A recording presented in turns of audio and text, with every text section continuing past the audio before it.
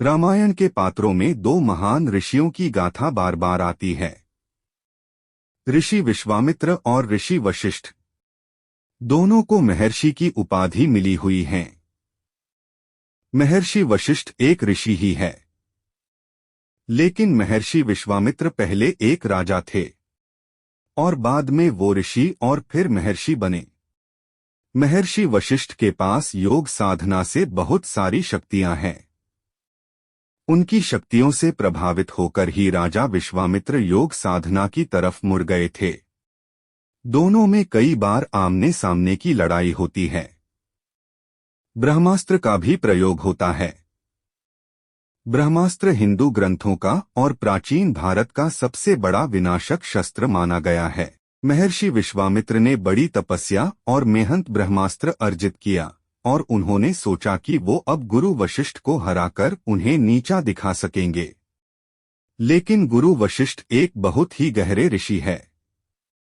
उनके पास बहुत सारी ऐसी शक्तियां हैं जिन्हें वो आमतौर पर प्रदर्शित नहीं करते, लेकिन समय आने पर वो उनका प्रयोग करके उन शक्तियों को सम्मान देते रहे हैं।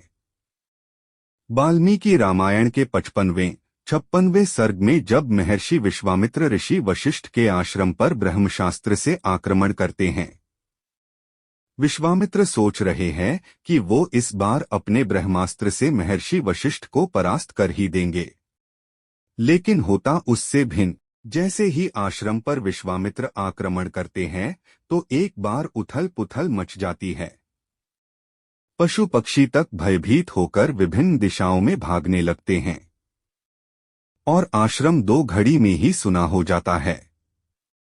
लेकिन वशिष्ठ शांत है और आत्मविश्वास से भरे शब्दों में कहते हैं कि डरो मत, भागो मत, मैं अभी इस गाधिपुत्र विश्वामित्र को नष्ट किए देता हूँ, ठीक उसी तरह जैसे सूर्य कुहासे को मिटा देता है। उधर विश्वामित्र ब्रह्मास्त्र छोड़ चुके हैं। तभी वशिष्ठ अपना ब्रह्मदंड निकालते हैं।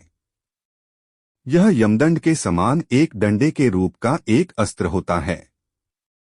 कुछ ही क्षणों वशिष्ठ जी ने अपने ब्राह्मतेज के प्रभाव से भयंकर ब्रह्मास्त्र को भी ब्रह्मदंड से शांत कर दिया। महाबली विश्वामित्र गुरु वशिष्ठ से फिर से पराजित हो गए। पराजित होने के बाद पराजित विश्वामित्र ने जानते हैं क्या कहा, क्षत्रिय के बल को धिक्कार है। ब्राह्मतेज से प्राप्त होने वाला बल ही वास्तव में बल है, क्योंकि आज एक ब्रह्मदंड ने मेरे सभी अस्त्र नष्ट कर दिए। तो ताड़का को भी मार सकते थे वशिष्ठ जी, खरदूषण इत्यादि को भी मार सकते थे।